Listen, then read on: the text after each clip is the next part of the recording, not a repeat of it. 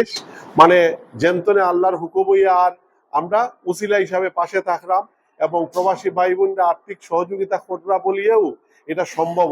এই যে একটা বিশাল ব্রিজ করিয়া দিয়েছেন স্বয়ং রেস্কিউ এইড ট্রাস্টের প্রতিষ্ঠাতা চেয়ারম্যান জনাব মাহি ফেরদৌস জলিল, আমরা আন্তরিকভাবে কৃতজ্ঞ যে মানে তার নিজস্ব উদ্যোগে এবং আর্থিক সহায়তায় একটা বিরাট বড় ব্রিজ, যে ব্রিজটা অনেক সময় সরকারের তরফ থেকে পাইতে গেলে মাসের পর মাস অপেক্ষা করতে হয়, বছরের পর বছর অপেক্ষা করতে হয়, তাও মিলে না।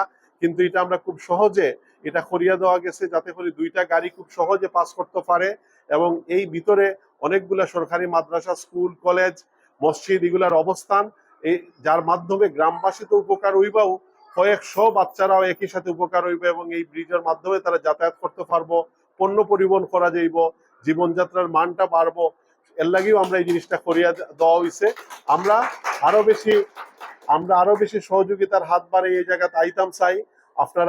আপনারা আন্তরিক সহযোগিতা দরকার এবং সবে মিলিয়াও আমরা সম্মিলিতভাবে একটা টিম করিয়াও আসলে যারাই প্রয়োজন, যারাই অসুবিধা, যারার মাঝে বঞ্চিত, আমরা তারার পাশে দাঁড়াইয়ে তারারে আমরা মুক্তি দিতাম চাই, তারারে আমরা সহযোগিতা করতাম চাই।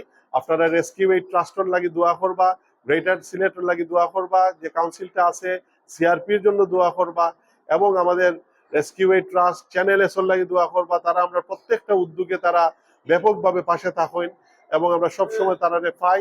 সর্বোপরি রেস্কিউ এইড ট্রাস্টের চেয়ারম্যান, যার আন্তরিক উদ্যোগ এবং যার আন্তরিক সহযোগিতা এই জিনিসটা প্রতিষ্ঠিত হয়েছে, যার মাধ্যমে আমরা শত শত মানুষরা রমজান মাসে উপকৃত হইলাম, ঈদের সময় উপকৃত হইলাম, বিভিন্ন পর্যায়ে শীতের সময় উপকৃত হইলাম। আমরা তার লাগেও আন্তরিকভাবে দোয়া করি।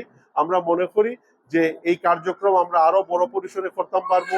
আমরা এই বিশ্বনাথ ছাড়াইয়াও বিভিন্ন জেলা উপজেলায় আমরা যাইতাম পারবো।